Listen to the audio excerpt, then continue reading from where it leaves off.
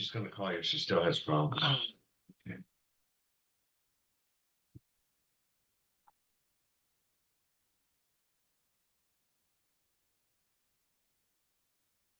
Hi, Nan. Was there a little problem or a Oh, my delay? God, yes, you know, when they changed the link, it just throws everybody off and Martha problems logging in. And hi, did you get it? Yay, there you are. Okay, thank you. No, that's not your fault, not your fault. Okay, we're good. Me too. All right. Okay, I'm just little erasing bit. the message I sent you. Recording, all right. Okay. Phew. All right, bye-bye. All right, so. All right, so now we're back Now we're to, waiting for the rest of the crew. oh, that was making me nervous. Tell me about it. Okay, Okay, so we are recording. shall we pray? We're waiting. We've got 3 others coming in. Okay, all righty. Are they having similar problems? No, I knew I had the right link because the numbers you were reading to me was what I had and for Yeah. the sign-in thing. it's you know? hard. It sometimes just messes up. And this is On like my the third time I tried, well, third or fourth time I tried to get in. On my computer, it said, no meeting is scheduled. Have a nice day. Oh, that was different. Oh, mine said there was another meeting in Yeah, progress. I got I that. had that too. one time too. So a I little got it. early Yeah. and okay. Is that Chris over here? We'll get a late start. Chris is That's all here. right. That's all Shirley's right. coming on. There she is. Marion, And okay, good. Marlene, Marianne, I mean, is coming I'm on. here. Hi There there, she Marion. is. In. Hello, everyone. Hi. Hello. Did you have trouble, Marion? I had a lot of trouble getting in. It kept saying too. has a meeting in progress. Yeah, I we know. all had That's why trouble. I had to end it and start over. Okay. I Would tell us when we're ready to pray. Yeah, yeah. I And brought a Steve little says he's just something. gonna listen because he's got a bad cold. Is that what's going That's on? what he said, yes. I'm going to I brought a little prayer for us that I got someone sent me on Facebook. Uh-huh. And I just thought that with what's going on in the world today, and especially in our world, that it might be apropos. You know, Okay, okay. so What? here, let's wait till we get the rest of the people here. Minya's supposed to be on and a Oh, couple okay. others. They're still having problems getting in. Oh, And I had problems calling you too. I would call your I number. called Bob at Steve's house. Yeah, well, couldn't- sometimes, I was getting desperate, you know, Yeah. and I felt bad bothering him, but you know. And I knew I couldn't get in. And I didn't, just when you emailed me though, Steve, I couldn't, I just don't think I got that email. Let me look at my phone. Never there's came. Minya. Yay. She's Oh, back. I did get it eventually. Okay, That's a phone call. It's not an email. No, forget that. Never mind. Just Okay. all right. Delete. So, the I email think- never came through. Okay. huh, Richard's not here. not yet. I don't think I've got. Is Cy Perlis okay? We haven't seen him the I last. haven't talked with him in a while. Maybe I'll give He Joe was here a call. couple weeks ago. Yeah, But it's at least, is it 2 weeks he hasn't been here or what? Yeah. It's what, there's Richard, and we're looking for Evelyn now. oh, Richard, okay, Evelyn. Evelyn. Last week he tried to get in, if you remember, his name appeared on the, Yeah, I saw that. but he never connected. Okay, I hope we, Yeah, I tried for a while to get, oh, wait a minute. oh, there, we hear you, Richard. We Yeah, hear I you, thought- but there's no, I there you you are. To are. get on, but it said it was, In you had progress. another session. Yeah, I know. That's my fault. Oh, We all have, So. but here we are. Are We're we all waiting together, all us for chickens. is Evelyn, and she should be coming on shortly. Can I just say before we start, I found this a very difficult portion. And there were a couple of paragraphs in there that either would just, to me, seem to be filler, and a little bit gobbledygook. you know.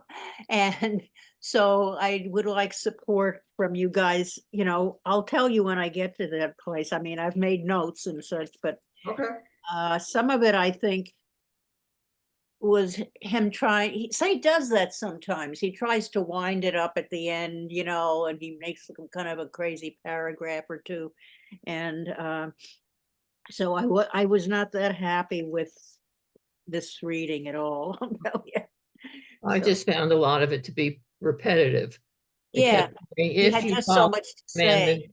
right, each person that was introduced pretty much said the same thing over again, but in their own words. So I think a Right. lot of it was repetitive. I kept falling asleep trying to read it, so As I it was must have been repetitive. as I was reading it, I kept thinking, Rabbi Kushner. I lived in Massachusetts when that book came out, when bad things happen to good people. They made a big splash in Massachusetts. He goes down in Sudbury, Mass, and I was just a couple towns away. And so the Jewish population was really aware of his stuff, And then there, sure enough, in the reading, there comes Kushner, so it all came came to pass, Lena, hi. Hi. Hi there, how you doing? Okay, Marianne, you wanna go ahead and do your the blessing real quick, and then we'll do the The blessing. Torah blessing. The Torah Yeah. blessing, okay? Okay, this is a small prayer that I received from somebody over the internet or Facebook. And I just thought it was very apropos to what we're doing and to what's going on in the world. Sure. It says, Dear God, help me to love my neighbor more than I love my Bible. Defend the oppressed more than I defend my theological beliefs. And love humanity more than I love my religion. And it just seemed very Jewish to me. Taking care of everybody before. I know we're the people of the book, but we're also a people that recognizes that other people are very important. So that's Agreed. my little. Agreed. I like that. Thank you. You're welcome. All righty, let's begin with the blessing, and then Marcia, you can lead. Hopefully. Baruch atah Adonai, Adonai, Elohim Elohim, melech Melech haolam, Haolam, asher Asher kinshanu Kinshanu b'mitzvotav, B'mitzvotav, v'tzivanu Banu, b'zo divrei Torah. This is For you. Adonai, your God, God, ruler of the world, who has sanctified us with your Yeah. commandments, commanded us And to be that's the stewards page of of the word. Torah. Amen. Amen. All right, Marcia, she's all yours. Oh, goodness. You'll be fine. You'll do just Okay. fine. Can I have a reader to start us off? Oh, okay. I'll read. Okay. Okay. Modern interpreter, Perek Gimel, rewards and punishments, the consequences of our choices. Modern interpreter Rabbi Bernard J. Bamberger points out that many ancient Middle Eastern nations developed legal systems that promised great rewards for those who observed them and cruel punishments for those who violated them. Both the Sumerian code of Lipit Ishtar and the Babylonian code of Hammurabi announce blessings for those who live by the law and suffering and death for those who do not. The Torah, Bamberger maintains, does not follow either of these codes. Indeed, it offers another view of the consequences of choices made by individuals and nations. While there are blessings and curses brought on by choices, the Torah also holds open a glimmering of hope of new opportunities for reward and happiness. In other words, we may suffer the consequences of our choices, but we are never completely doomed by them. Okay, let's stop there and do a review of what he's saying there.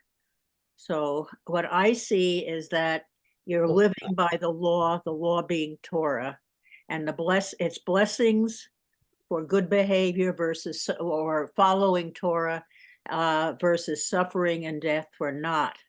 And the difference, do you want, somebody tell me what you see the difference between Torah and previous codes, such as the Code of Hammurabi? Oh, Does anybody want to recap? yes. The Torah has a option. You don't necessarily have to suffer. You can make up for it. You can atone. I You don't can live either. the- I you can live really right. think that there's a problem with Zoom. I really do. So, Wait till he- I'm sorry, I don't know what else to tell you. Let me come up here just a second,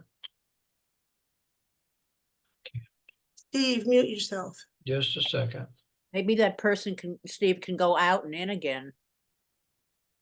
Steve, mute yourself. Okay, so good idea. Oh, now my idiot other phone is ringing. Hold on, let me just, Bear with me a second. Wilcox, Arizona. Here's the phone number. for Okay. Dr. Yeah, all right. So, Weird. all right, so we're not doomed, is what it's saying. Right, right. We're not doomed. We We're can not. be redeemed. Yeah. Amenya, I think it also shows that way back when they'd had the Babylonians with the Code of Hammurabi, that they Sorry, were looking just a for the minute. same kind of answers that we are looking for as in terms of whether you get rewards or punishment, depending Oh, on bless whether you you. follow the words of the Torah. So times don't change, they just change in the words, and I think that's what happened wording. throughout this article. yeah. Everyone had the same This- goal, but they this is just not talked about it working. differently. Did you all, you know, you seemed unfamiliar, No. Marion, with the I Code of can't, get to my main. Steve, Hammurabi. can you hear mute me? yourself? I'm not muted. There you go. Yeah, I'm No. sorry. Bear Can with you me hear a me? second. I can hear, yeah, You can hear Steve when he talks. and I can hear Okay, you just a too. second. Okay, when two people can't talk at the same time is what's going on. Okay. All right. You want to Okay. try again Marion, you want to continue? If Sure. you can, I don't and know. see if you can locate, get In in? setting out the list of Wait, blessings. no, we can't. This isn't working. Steve, you have to stop. Mhm. Mute yourself. Steve, Mute. I don't think he hears us. No, he doesn't hear us. Sorry, they're talking to me at the same time. Steve, mute yourself. Mute. I did mute. No, can- you, oh, There now you you go. are. There we go. I guess. Welcome, Okay. Cy. It's nice to see you Oh, back. go, good. We were worried about you.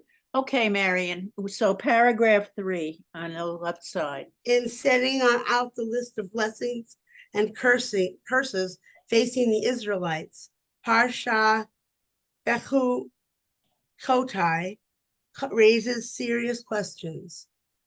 First, it describes the blessings that God will bring upon the people if they follow the commandments of the Torah. They are promised prosperity and peace, safety from wild beasts, and victory over their enemies. Their land will yield abundant crops, and their population will grow.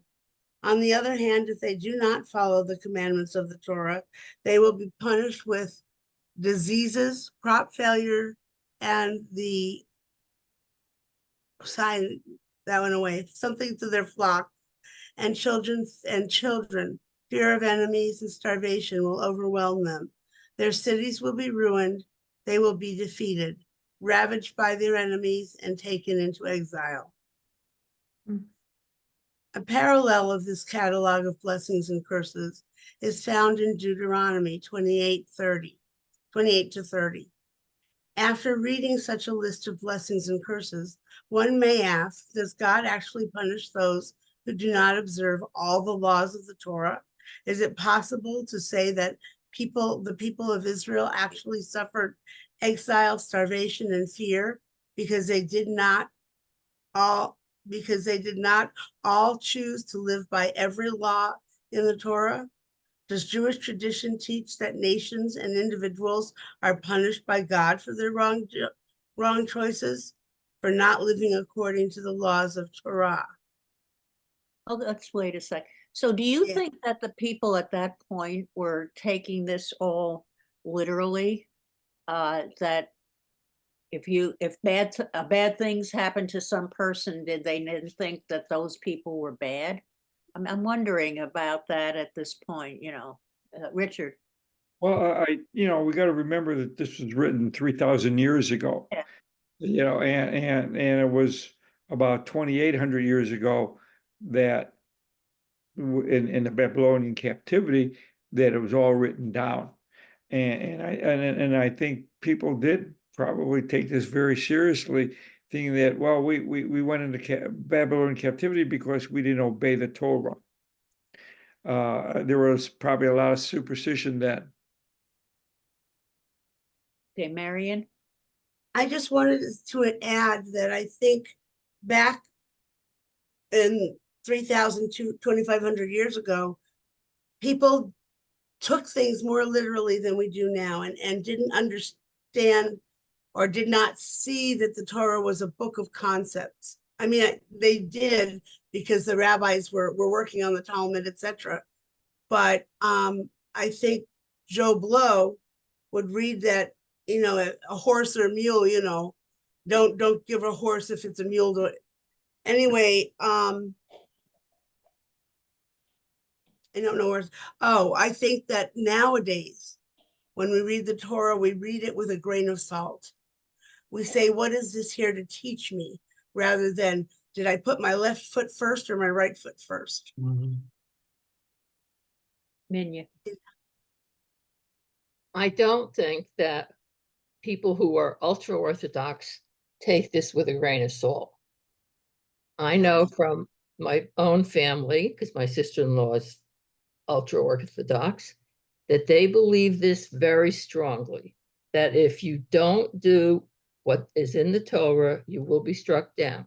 And she said everyone she knows believes that this is true, and they fear God so much that every day they carefully watch what they say or do so that they won't fall into the category of not observing. So I think let's say, Marianne, your attitude, or maybe what some of us have to say, is because we're more liberal, and that's why we're Reformed Jews. So we do it more as a thinking process. What should we do that makes us a better person, rather than just doing exactly as it says in the Torah? Side. Well, I think Minions hit on something. If you believe something strongly, and you believe that certain actions produce other results, why should there be there? Why should there be any harm in following through on it? And I don't think that those people should necessarily be belittled. I take exception with the people who might have lived 3,000 years ago. Their feelings weren't any different than ours. They had the same desires, the same needs, the same considerations, and they were making the same, they were coming up with the same results. And whether they believed in God 3,000 years ago any more than we believe in God, who's to say? Who's to say? Marion. I think 3,000 years ago, they were in a much different mindset than we're in. There was a fight, flight, survival, or death, depending on the weather, their neighbors. It was a much less sophisticated civilization than it is now. And I think that with the words of the Torah, they were able to describe their fears and give themselves a way to mitigate the problems that are existing, or something to blame it on. It can't be me, it must be this, or something to that effect. But it was much more literal because they didn't know anything else. They were too busy trying to survive to do I see Cy isn't agreeing with us. I just said, I don't want to get involved in a long argument, but I disagree. so Okay. much so. Helena, what have you, is it Helena or Helena? Helena. Helena, Helena. okay. What do you have to say? Well, I was listening to all of you, and God never changes.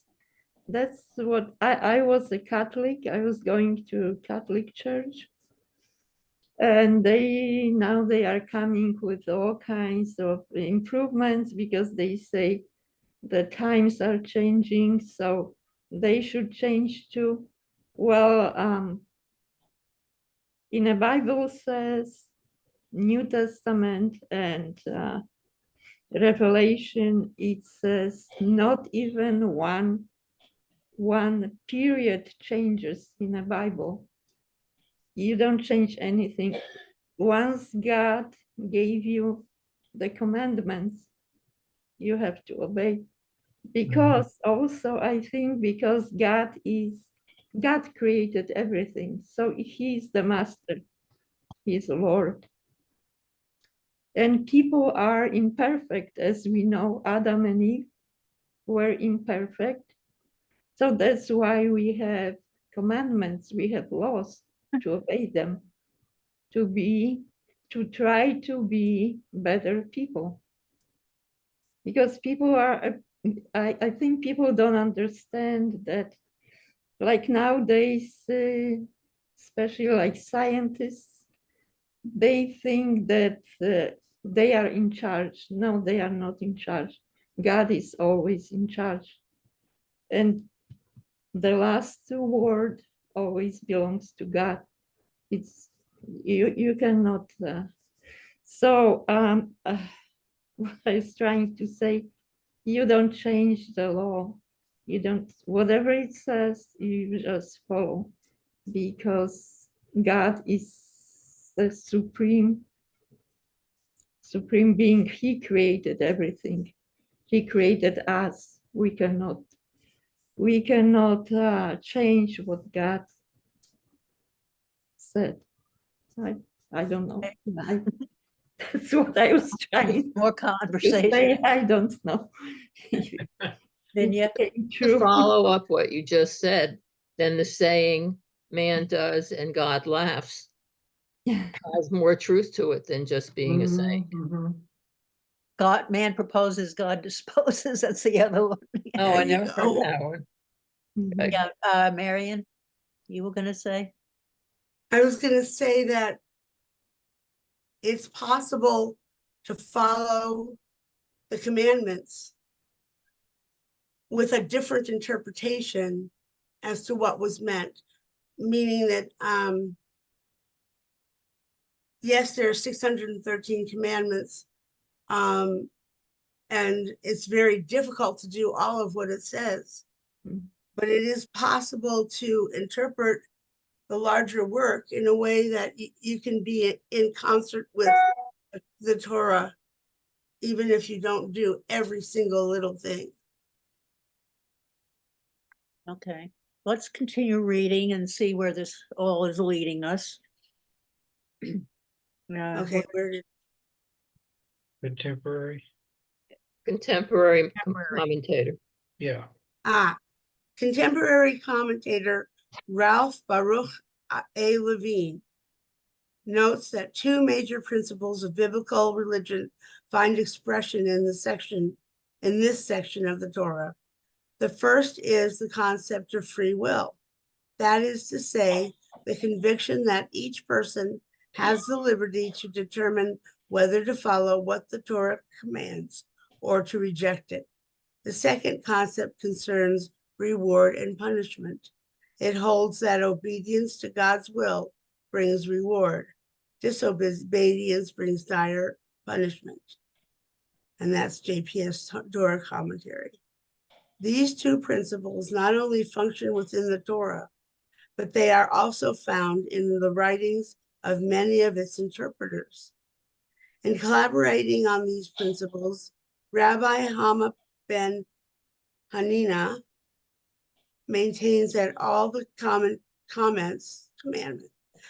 commandments of Torah were given to human beings in order to safeguard them from their inclination to make evil choices. If one faithfully acts according to the commandments, rewards will follow. If not, one will suffer the consequences. Yada, yada, yada, same thing. Yes, Um, I have a question. yes. Was it assumed that human beings would just naturally be evil? Why would it say Catholics believe in original original sin. sin? Right. So is that what this is? Looks like it to me in a way too. Yeah. But Rabbi well, maintains this that says being inclination. It doesn't say that you're bad to start with. but that you're Yeah. inclined to make the wrong Yes. choices. or maybe we're uninformed enough to make the right choice, or there may be other reasons not to make the exact choice that is in the Torah that God has commanded us. Not evil reasons, but Yeah. fairly benign. Well, one would hope that generally speaking, maybe because at this point in time, all those years later from when the Torah was written, we would naturally think to do the right thing and it would be a secondary thought to do evil. You know what I mean? Our first choice wouldn't be to go to the bad side, you know? Right. I agree. Unless you're met with some kind of temptation. Yeah. Like chocolate. Yes. Steve, Doesn't it also happen to be where, your upbringing, how you were raised? And if you got into trouble, you had the consequences, and if you didn't, you got rewarded. So I think it all has to do with, at least in my opinion, Yeah. it has to do with how you were brought up. right. And I guess so. I really didn't consider that this ingrained behavior that one gets from how they're raised, I guess. Yeah, I would imagine. Okay, so let's see, we're up to Rabbi Eliezer. Eliezer. Rabbi Eliezer illustrates this point by claiming that God presented the Jewish people with a package from heaven containing the Torah and a sword. If you observe what is written in the Torah, God told the people, then you'll be saved from the sword. If you do not live according to the Torah, then you will be destroyed by the sword. This view of reward and obedience to the commandments of Torah and punishment for disobedience is echoed in a story told by the early rabbis. It's about a man who falls from the deck of a ship into the sea. The captain throws him a line and tells him, grasp it tightly, don't let go. If you do, you will lose your life. The Torah, says the rabbis, is the lifeline of the Jewish people. If they grasp it faithfully and practice its commandments, then they will live.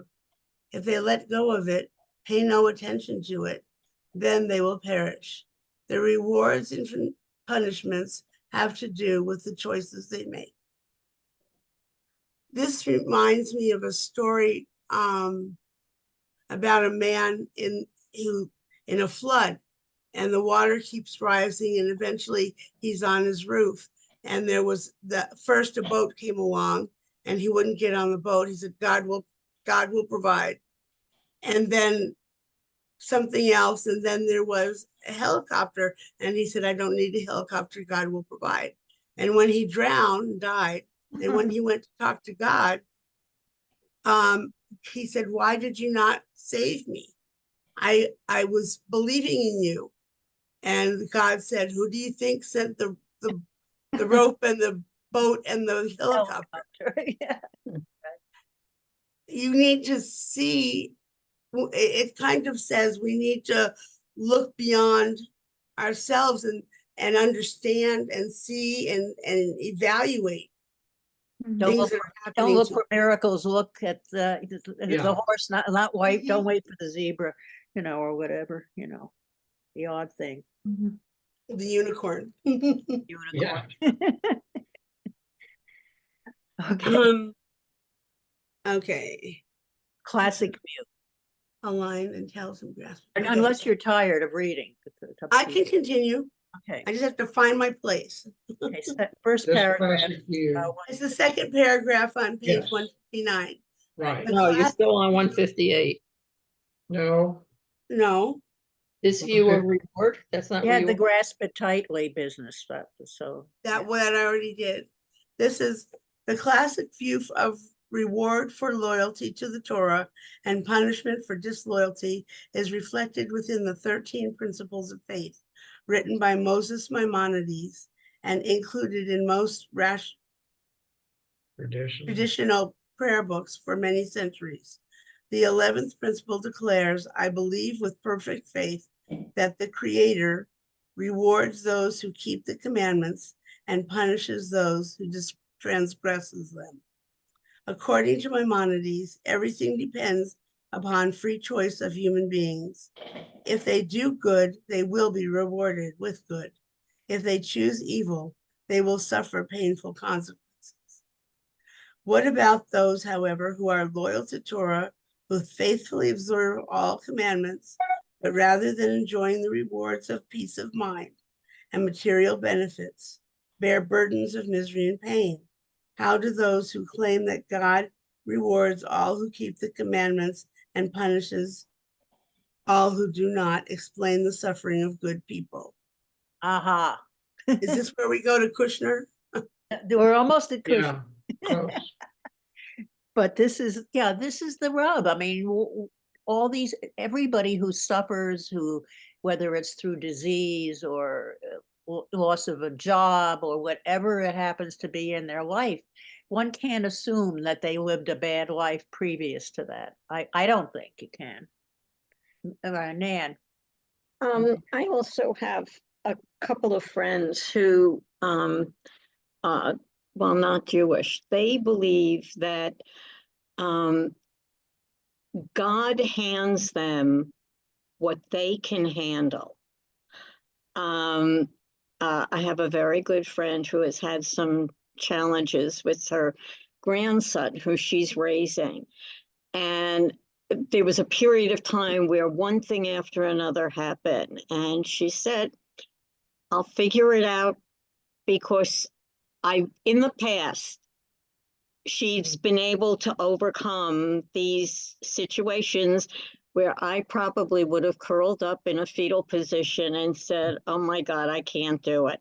And so I sort of see this other way that there are people who just believe that these are trials that God is giving to them because they believe they'll handle whatever life is going to throw them, whether it's the curveball or, whatever. And this is how they go about their life. So I think that's another way of looking at this.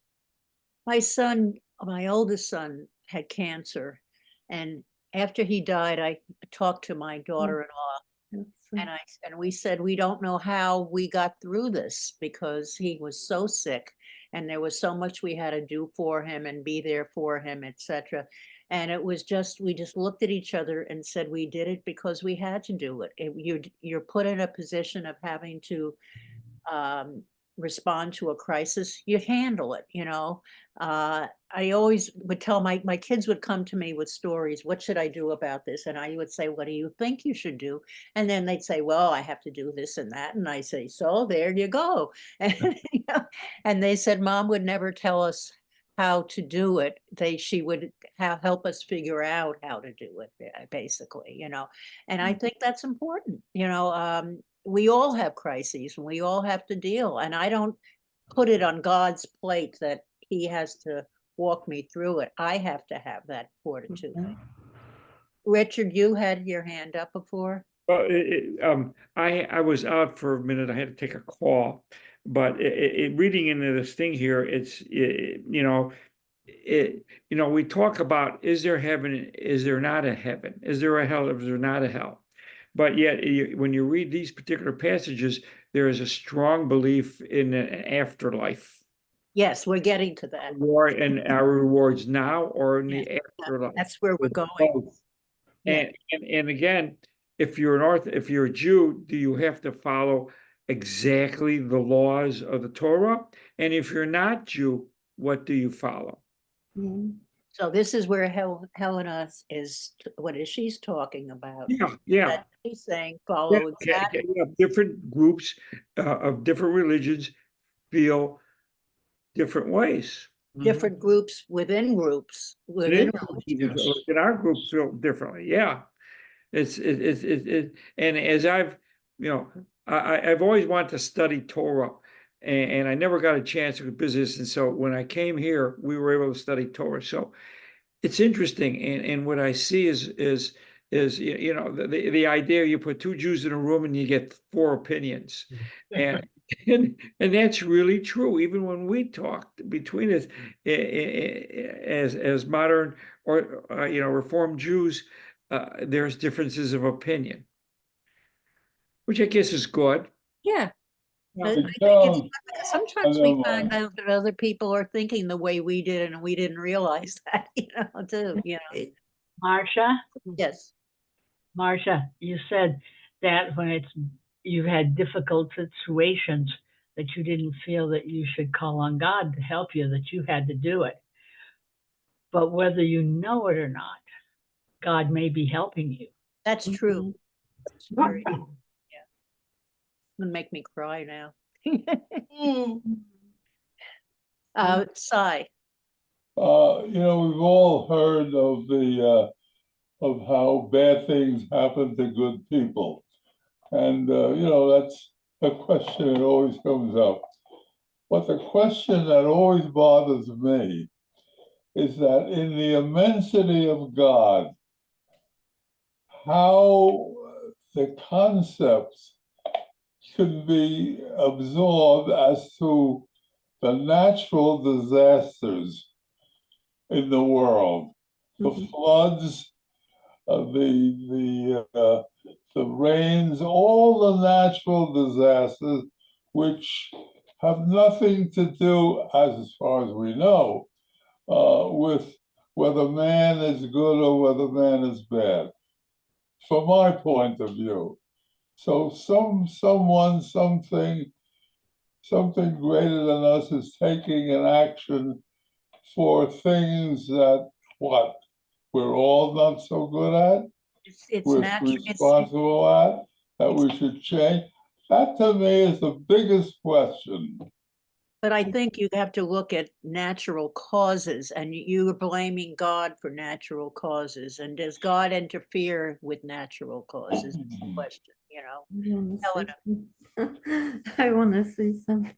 Well, yeah, like I said, people are forgetting that they are not perfect, but also here, our earth, it's not heaven.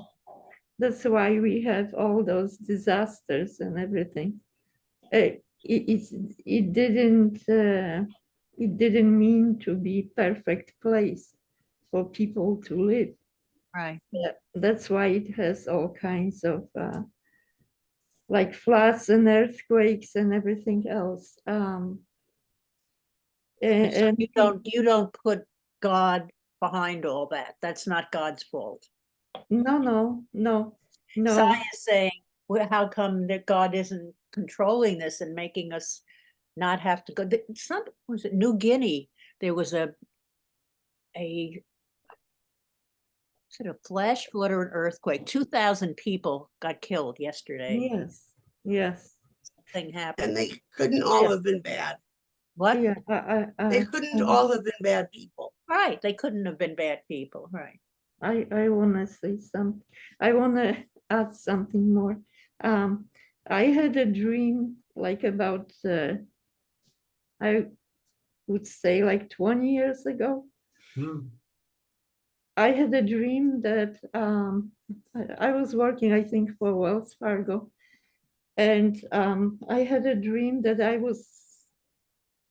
there was a huge desert and thousands of people walking. And I seen them from behind, and they were all clothed with like long robes, I mean, and they were walking, and in the middle there was like like a gate, like a fence made of like steel poles, and I went inside because those people were going inside like one by one, and I went inside, and there was a bench, and three people were sitting in a bench, and they had like a hood over their heads, so I couldn't really see their faces. And I've seen in the sky there was a like bright light, like even brightest than the sun. And so I went, was my turn. I went inside and stood by those three people sitting on a bench.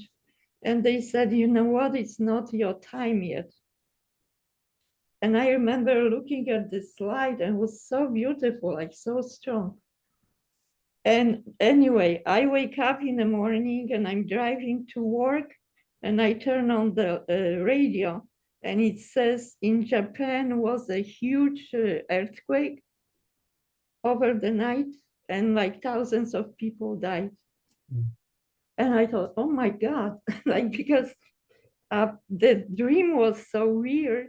And then I heard this, and I thought, wow, that's like, I don't know if it had any connection, but I think a lot of us have been it looked felt weird. ahead of time, Yeah. something, yeah. I know. Yeah, Yeah, like those people walking. And I just one more thing, like very important. Like, yeah, like we say, oh, children have cancer and die and so on. And why? Like people who don't believe, they blame God. Why God makes like children get sick and die? And I just want to say, it doesn't matter when you die. It matters how you lived your life. Because in the end, that's the whole point. Like in the end, there is like last judgment. And it is important for God, it is important how you lived your life. It doesn't matter if you lived one day or 100 years. It matters how did you live. So I think this is our goal, like main goal here on earth. Try to live your life the best you can, because we are not perfect. So like I'm driving every day, I'm driving to work, and I'm saying, today I'm not gonna get angry when I'm driving. The next like stoplight, I like, oh, this and this. So why did he do that? I said, oh my God, Can only try. I don't want to be bad. I want to be good, but I can't. I don't know. Sometimes I get angry at myself. I say, I'm so bad. That's what makes us human. human, yes. Yeah. Steve, Okay, here's a situation that we're all involved in now, global warming. right? Yeah. Is that the punishment that we are receiving from God because we did not create a better environment back 50, 60, 70 years ago? Yeah. I think it's a Are punishment. we, are we, We're are doing it we, to ourselves, so you're saying. we're doing it for Yeah. us, from To ourselves, by ourselves, but is God coming down and saying, okay, we're gonna have floods, we're gonna have tornadoes, we're gonna have hurricanes, we're gonna have tsunamis, all these different, weather-related disasters. Is that because we didn't obey what we should have done 50, 60 years ago? Question. Mary, Uh, Marion, kind of in the same area. who's And talking? Donna, Donna, Go And ahead. who is talking, Marion or somebody else? Donna. Donna's first and then Oh, Marion. Okay, Donna. stop me if I've already told you this, but a couple of weeks ago in Israel, in Beersheba, It was a beautiful day. They hadn't had any rockets hit them in quite a while. The kids were all out of school. They were out playing on the playground and just having a wonderful time on the equipment and everything. And suddenly there comes up a sandstorm and it blows and it blows, and the kids run for the houses because it's getting in their eyes. 10 minutes after the sandstorm, a rocket hit in the middle of that Oh, playground. wow, Wow. wow. So you could say, did God Harmful. do this? Did he not? Was it just Mother Nature that did this? I believe that it was God protecting his people. Yes, yeah. Protecting the Go children, ahead. and getting them off the playground. Yes, what she's saying, yeah. Yeah. Oh, that was scary. I think Marianne has her hand up. Marion, I'm sorry, I got I it. wanted to say every once in a while, things like that happen where it seems like there's the hand of God in the middle of it. But I feel that God is not a nitpicker. Right. God creates and God allows us to do the best we can with his creation, with God's creations. Yeah. We have lived, Tikkun Olam has been one of the top 10 the top commandments in Judaism for 2,000, 5,000 years. And we have not done what we needed to do to make the world a better place. And that may be why the consequences are fitting the lack of act. And it's not just us, it's the world. World. We're Planet, not our doing planet. Okay, right. Yeah. Just a thought. all right. Do you want to continue? I think we're up to some Jewish thinkers, maybe? Mhm. Yeah, I can do that. Some Jewish thinkers, like Rabbi Eleazar ben Simeon, who suffered persecution by the Romans, teach that human beings and nations should always see themselves as half guilty and half worthy, knowing that the next choice will rip the balance to either reward or punishment. Clearly, from Eleazar's point of view, those who suffer have made wrong choices, even though they fail to recognize where they have made their mistakes. On the other hand, there are teachers who believe that rewards and punishments are not given in this world, but in heaven. Human beings are judged by God at the end of their lives. They reap the benefits of living a good life or suffer the consequences of evil decisions throughout all eternity. Because the mix of good deeds and sins is so complex, it is only God who can make an ultimate judgment. For this reason, as the medieval Jewish philosopher Joseph Albo suggests, God dispenses material and spiritual rewards and punishments only during life on earth, Not but all. after death in heaven. Okay. This is where we were going, Richard. You were talking about the afterlife and Yeah. and when the punishment might happen. So we have to look at people who are benefiting, even though they have been really bad people, and think God will get you eventually, or whatever. You know, it's I'm not sure how many of us are, ready to believe that. I'm not sure. I don't believe it. All right, I think so. What he, Right. well, the last Marcia? paragraphs, aside Marcia? from the part about heaven. Yes, Steve. I'm sorry, Minion has her hand up. Oh, I'm So sorry. did Richard, but I'll go first. Go ahead. When I was a little girl, my mother told me that when you die and you go to heaven, you face Abraham, who's sitting in front of a giant book. And in the book is written everything that you've done in your life. On one side are all the good things, and on the other side are all the bad things. And when the two are considered, then it's determined whether you're allowed to go into heaven or not. My mother never told me about the bad end. She just said, if you're not good, then you're not admitted. If you are good, you go to heaven. Little Bubba Misa.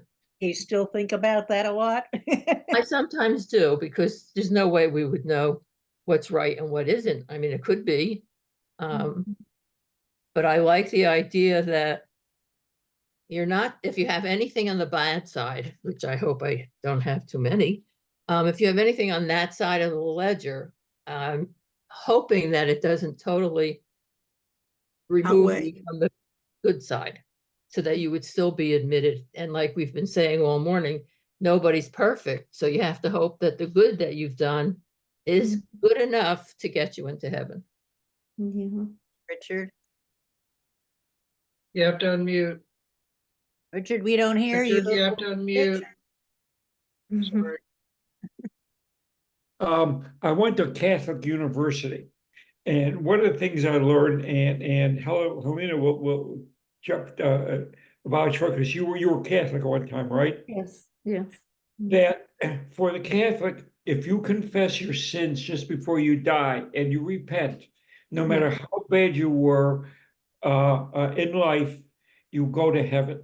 Mhm. And if you don't, then you don't go to heaven. There's a famous opera called Don Giovanni. I don't know if anybody likes opera like I do, but Don Giovanni, that happens at the very end. The antagonist of Don Giovanni refuses to accept that he's done wrong, and he will continue doing what he's done, and therefore the devil comes and takes him to hell. Yeah.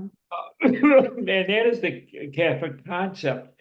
I'm not sure about Protestant, whether Protestants have that same feeling or not. But The expiation at death. instead of like your mom, Minya, talking about the scorecard of good and bad, Yeah. they talk about the absolute. If you at the end confess and all your sins and you repent, then you're okay. We go through this every Yom Kippur. We make Yeah, we do that at Yom Kippur. we Absolutely. try to But balance. as far as I understand it, the Yom Kippur confession is for God only, not for temporal ideas. If we do something bad, we kill somebody, we steal, we do something that's different. Although they confess, although We still have to ask forgiveness if we've. possession, we always say,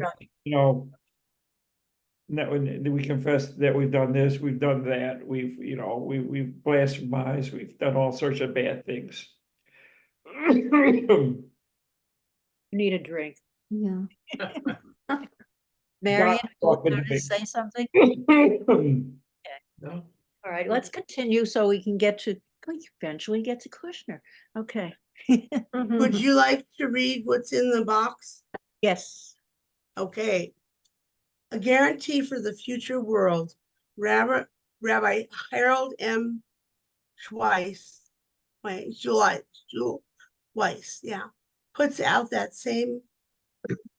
out that some of the ancient rabbis repudiate the doctrine of reward and punishment as running counter to their sense of justice. The suffering of the righteous is, in fact, a badge of honor, not a stigma of transgression. The Holy One brings suffering upon the righteous of the world in order that they may inherit the future world. Really? Oh my God. Okay. And that's All right, all the we'll just quotes. move on to the Okay. causes. Causes of human suffering. Rabbi Roland B. Gittelsson does not believe in God, who sits in heaven and rewards those who live in accordance with the commandments of the Torah and punishes those who do not. Instead, Rabbi Gittelsson holds that there are 4 sources of suffering. 1, defiance of nature's physical laws. 2, ignorance of the physical laws. 3, defiance of nature's spiritual laws. And 4, ignorance of these spiritual laws. Okay. That's a tough one, I think. And then, I didn't know we had natural spiritual laws, but okay. explanation The of first suffering. two obviously deal with that global warming situation, right? Yes. If we don't, the lack of tikkun olam, I agree. Suffering brings out and develops character. It supplies a field for all sorts of virtues, for resignation, faith, courage, resource, endurance. It stimulates, it purifies. Well, what do you think about that last What do one? you think? Suffering brings out and develops character. How many times were you told by your mother or your father, oh, I know it was hard, but it developed character, What doesn't kill you makes you strong. stronger, right? I could do without some of that, don't you think? A lot of times, So I Well- don't know about that. I mean, oh, sorry, Cy, I didn't see your hand. All right. In my mind, I'm thinking that man, really, when you think about it, created a whole concept of God. And in doing so, he gave God all the qualifications. He gave him the ability to do all the things that we're talking about now. And we have the right, in as much to take away those qualifications. There's nothing permanent about them because it was created by us. And that's something that you have to really think about. So you're saying that we Nothing that created if you don't want permanency, you don't have to have permanency. You don't have to have what? I'm sorry, I couldn't understand. Permanency. Permanency. Permanency? Yeah. Okay. Marion? That's the old question of, did man create God or did God create man? That's where I was thinking he was going, yeah. And as Jews and believers in the Torah, we believe, we have faith that God created man or created the circumstances that caused man or somehow was involved in creation. Whereas it is, did God come down and write every word of the Torah? No, he inspired or guided men and to do the same. And it's a very difficult concept. And it's almost like, which came first, the chicken or the egg? Did God make man or did man create God out of a lack of understanding of the natural world? So it's a very interesting conundrum. Helena, I'm sorry. Yeah, I can tell you for sure, as I'm this old, that God created everything. Yeah, God created man, not man, God, no. Because reading the Bible, you can understand. I mean, the logic is so beautiful, so smart. It's impossible that people could make something like that. And no, it makes sense. I mean, it's like from the beginning. When you read the Bible, I don't know the difference between the Bible and Torah. Yes, I was Catholic, so I know the Bible, but I don't know Torah. Torah is the first 5 books of the Bible. books. Yeah. Of the Bible. Oh, okay. All right. So yeah, there is God, and God created everything, because like if you read the Bible, like Genesis, I mean, it says word by word how God created everything, and how everything makes sense, logic. It's how it's all logical. No, people are, there is no even, you cannot even compare people and God. People are so, and there is one more thing, there is good and bad. That's what this whole like existence of everything comes to. It's good and bad. And now, like Israel fights with Hamas, Right. It's like literally like God fighting with Satan, with evil. I believe it's coming like to the last, last days, and everybody should support Israel, because it's if if you don't have Israel, like there's only evil left. All right, There's so no God, because God like chosen Jewish people, Jewish nation. Chris just wrote a note I want to read. It says, anatomically, modern humans have existed for nearly 2 million years. Why did God not reveal Torah to them? I don't quite understand when he's saying anatomically modern humans have existed. So I guess he's saying, why does not everybody have Torah? I think is what he's saying. Yeah, I think he's also asking, why did it take God so long between the creation of humans and the beginning of Torah? I don't believe. I believe how it says in the Bible, like your calendar, like Jewish calendar, says like 5,000 years Yes. since God created Oh. people. Yeah, Oh, I God don't created believe it. a lot longer ago than that. I don't know the numbers. Richard, you probably know. I mean, from Adam Oh, and Eve, no. like I was, I had somewhere in my notebook, like you can tell because it says like from Adam and Eve to, I think, Noah, then from Noah to I don't remember now exactly, but then to Jesus, and so you can actually, and how long they lived. It says in the Bible Yes, how long yes. they lived. It truthfully, man has been here longer than the Bible records. Really? Yes. I don't believe it. So Okay. I And that's have okay, to because agree to disagree. it's true. we can And just agree with each other. It's okay. Okay. and Let's continue with our Torah portion reading. yeah, This is a really difficult portion, and it's It is. yeah.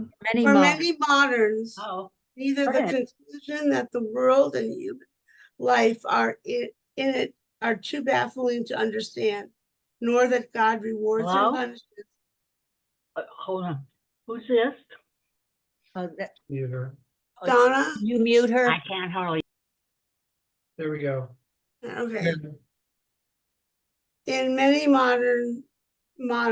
many moderns, neither the conclusion that the world and human life in it are too baffling to understand, nor that God rewards and punishes in mysterious ways, or in the afterlife in heaven, is acceptable. How is it asked? How is it asked? Can we explain the suffering of innocent children who were put to their deaths in Nazi concentration camps, or the agony of good people who endure the torture of disease, or the cruelty and brutality of others? Where are God's rewards and punishments in situations like this? Rabbi Harold S. Kushner, in his book, When Bad Things Happen to Good People, agrees that one reason for the suffering. Okay. Pardon? Argues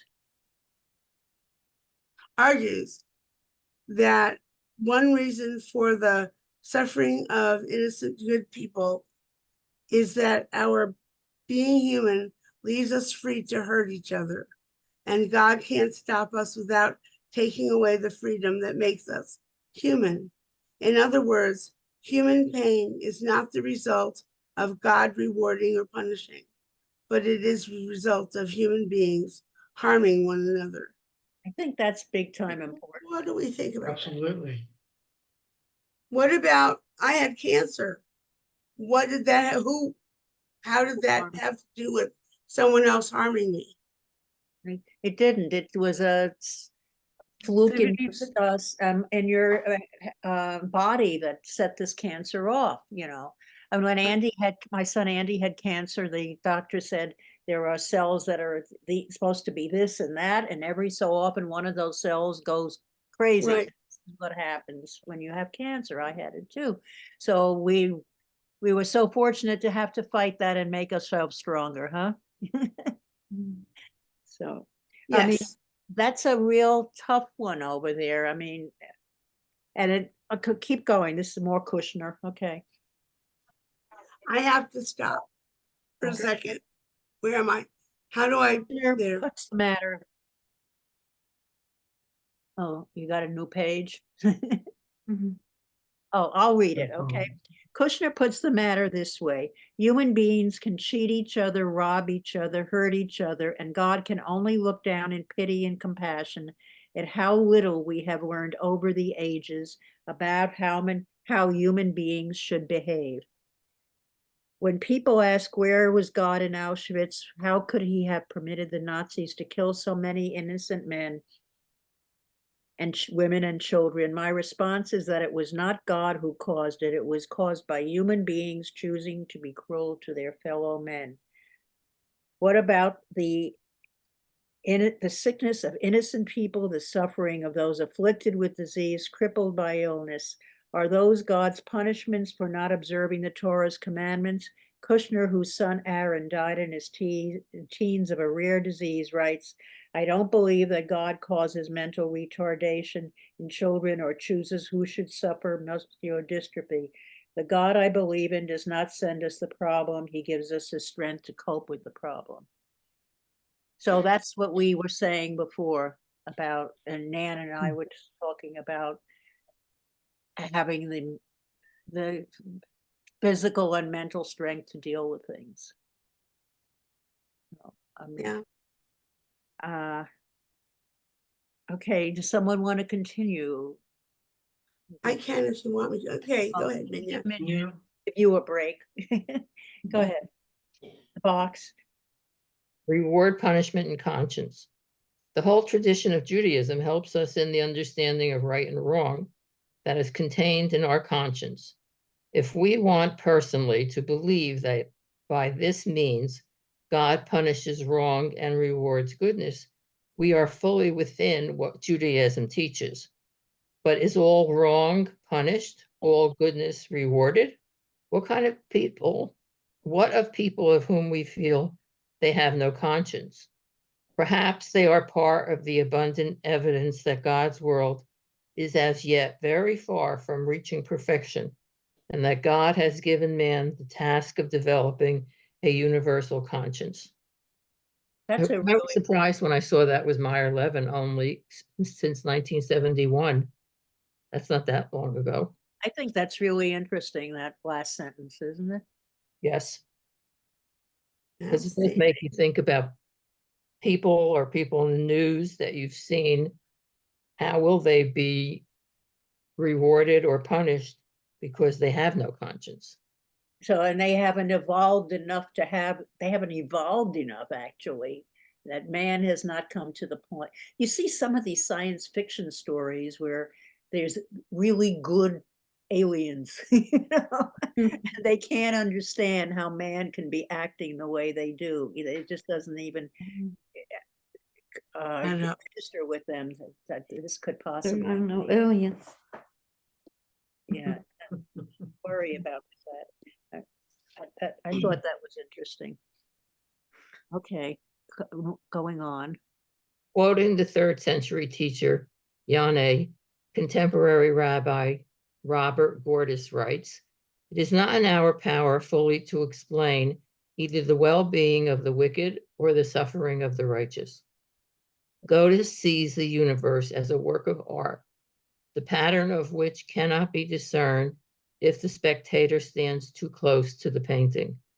He claims it is only as one moves back a distance that the blotches dissolve and the design of the artist emerges in all its fullness. Gordis's point is that human beings are too close to the pattern of existence, too deeply involved in it to be able to achieve the perspective that is God's alone. As a result, we cannot fully comprehend the meaning of God's rewards or punishments, nor the reasons for our joys and sufferings. In the end, After all our explorations and explanations, we are left face to face with the mystery of life and with the choice to mold whatever we are given into blessings or curses, rewards or punishments. Does anybody have any comments on this piece of it? Marion, I just want to say that this paragraph points out and makes clear that to some people, something that's a reward would not be a reward to someone else. One person's garbage is another person's treasure. And that can go for understanding or health or just anywhere, anything. And that's all. anybody else? Richard? You have to unmute, Richard. Mhm. There you go. Well, it seems to me with this particular sense of saying the Gordis meant is what you're asking. It seems in saying that we can't really understand God's concept of good and evil, reward and punishment. That we're human beings, we're too close to existence, and we just have to accept it. I mean, this is what I'm thinking about in this particular paragraph. Anna? You have to unmute, Donna.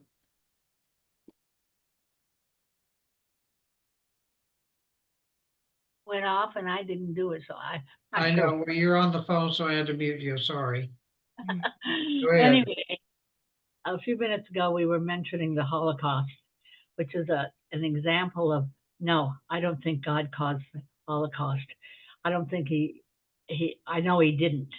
And just the evil in man did this. But God can bring good out of what man causes evil. For instance, in the Holocaust, the deaths and the horribleness of it is just beyond any of our comprehensions, really. But what did God do? He gave Israel back to the Jews, and that's what came out of the Holocaust. And so, you know, we don't understand God. The people want to understand him, and there's no way that we can really understand God because we're not God. Mhm. I Yeah. don't know about you, but sometimes things have happened in my life and I think they're terrible and, you know, years go by and I realize that if this hadn't happened, then that good thing would not have happened. So we don't know God's plan. I'm not that religious a person, but I can see that there has to be more of, I don't know, what's karma, God's plan, whatever you want to call it, you know, there's something going on there. Yeah. True. And you had, Absolutely. and you, I believe that God gives man the choice to make the decision.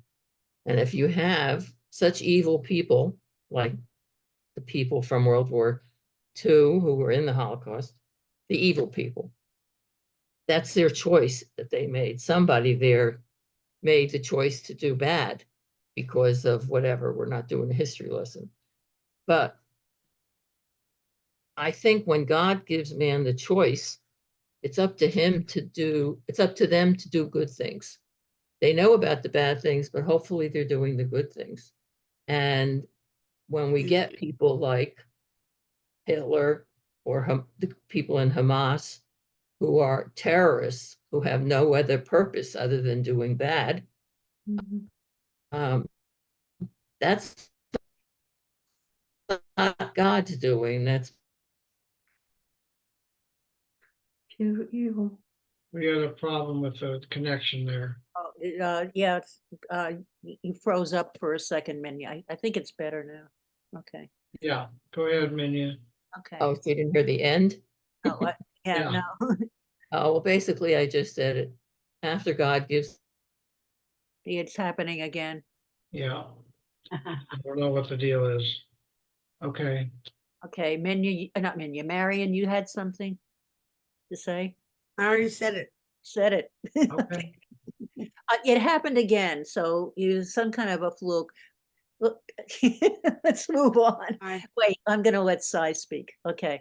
What I was going to say is that in listening here, we all have some degree of devotion to God. But if you look around and look at the numbers in the world today, people are not interested in God. There are less and less and less people who show any indication of their interest to God by the evidence of not belonging to any kind of a religious organization.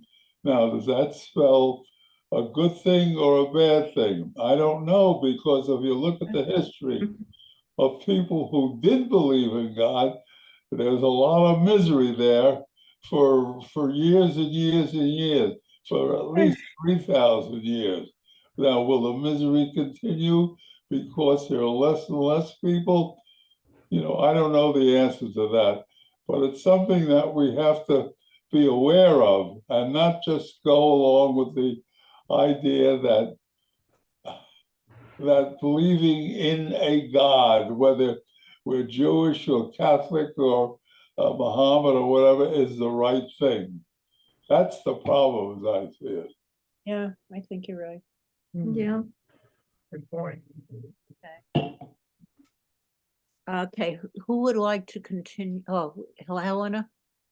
I just want to say again, there is good and evil. There is God and Satan.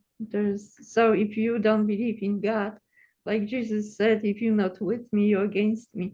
There are only two Can't hear choices.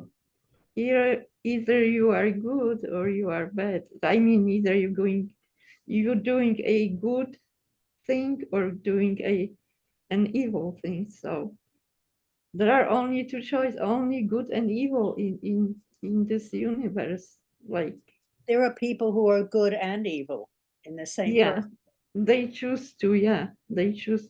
Yeah, like you have almost like every second you have a choice to do good thing or evil thing. So, yeah. Okay, where are we? I'm losing track. Voting. Okay. Throughout the centuries, does somebody pick up there? Okay, menu. Oh, my computer is charged. No, you did freeze. We don't And hear there you. you have to unmute. I did. I guess Okay, Now I we there you hear go. myself. There you are. Computer. Try again. Try again. Throughout the centuries, Jews have struggled to understand God's relationship to human beings. The study and practice of Torah became the means through which they sought to master ethical discipline, celebrate the seasons of existence, and unravel the deeper mysteries of life. For the ancient authors of Torah, obedience to the commandments was rewarded with material and spiritual benefits. Disobedience was punished by deprivation and destruction. Because at the time, Marcia, I was wondering, Yes, I was wondering. going to the next page, because the paragraph about the liberal Jews, Yes, you want to read the box and then what's right below it? okay, because this is not Orthodox stuff, this is stuff we usually are, believers. Obligations of liberal Jews. At its June 1976 meeting, the Central Conference of American Rabbis adopted a policy statement, Reform Judaism, a centenary perspective, in describing the relationship of Reform Jews to the commandments of Jewish tradition. It notes that Judaism emphasizes action rather than creed as a primary expression of a religious life. Jewish responsibilities for action, the statement continues, begins with our ethical obligations, but they extend to many other aspects of Jewish living, including creating a Jewish home centered on family devotion, lifelong study, private prayer and public worship, daily religious observance, keeping the Sabbath and the holy days, celebrating the major events of life, involvement with the synagogue and community, and other activities that promote the survival of the Jewish people and enhance its existence.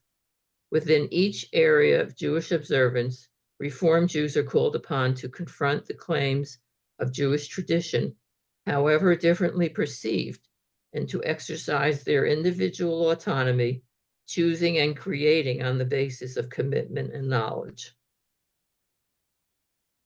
One other issue concerning the choice of carrying out the commandments of Torah is also important. While the ancient rabbis identified 613 commandments in the Torah, they did not expect that Jews would observe all of them or all of rituals traced to them.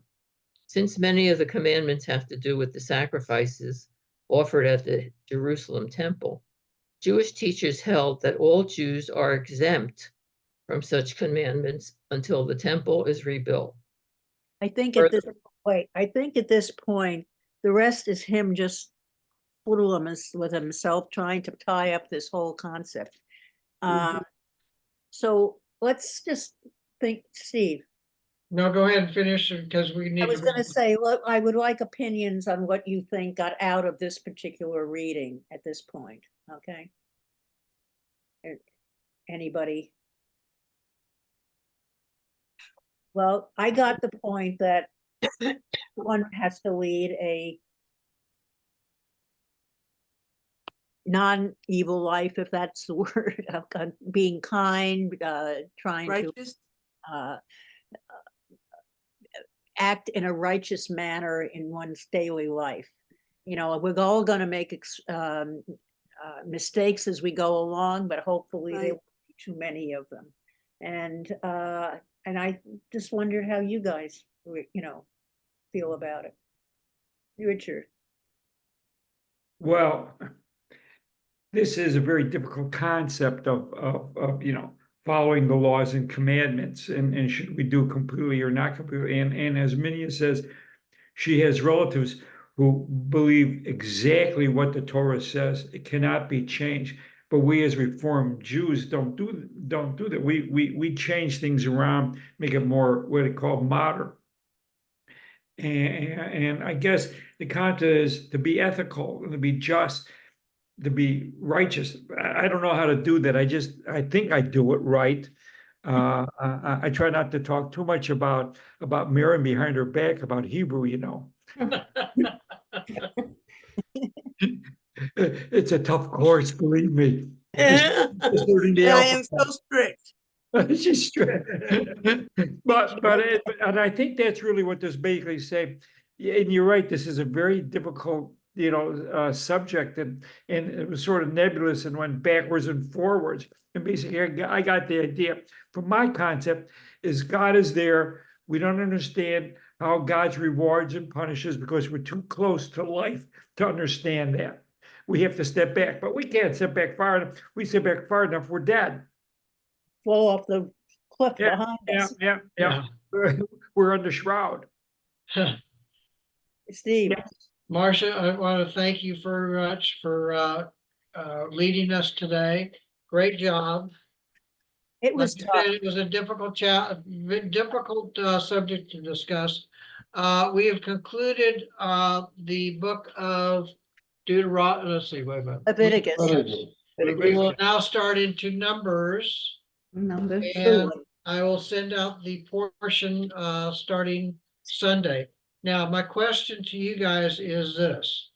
Do you want me to continue to scan just the portions that we are reading?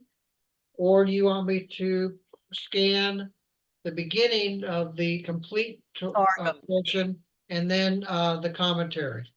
It's up to you guys. Richard?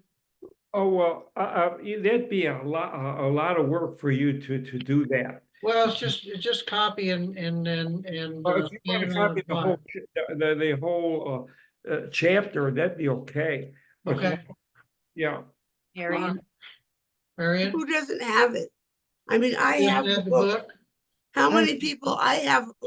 How many doesn't have the book? Who does not have the book? I have Richard? the Bible, but Shirley doesn't have the book. And Shirley, you have to unmute. Sorry. so you don't have the book, Shirley?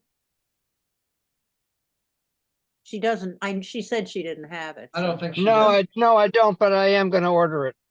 Okay, good, good, good, good. Okay, All right, Donna, do you have the I book? think if you, from what I can gather, you just sent the Parsha of the week. then okay, okay. That was my question What and is the appreciate name? Let us the, pray. sir, oh, pray. All right. Pray, okay. Together, Baruch atah Adonai, Eloheinu Eloheinu melech melech haolam, haolam, asher natan lanu Torah emet, emet, v'chaye olam natan b'tokenu. Baruch atah Adonai, noten haTorah. Torah.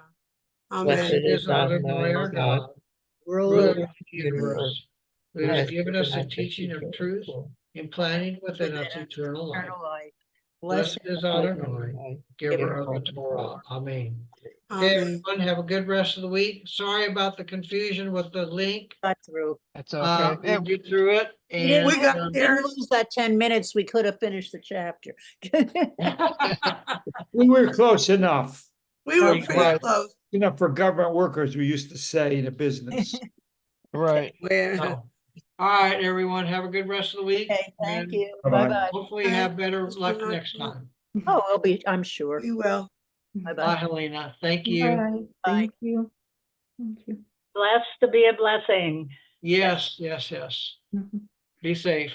That was an interesting story, Donna, by the Yeah, way. it was. I enjoyed it. And you know, true, it came out of Israel, and I was just amazed. I thought, oh, wow. Are we recording still? Yes, I'll turn it off. Never mind then. I'm not going to say what I was going to say. Okay.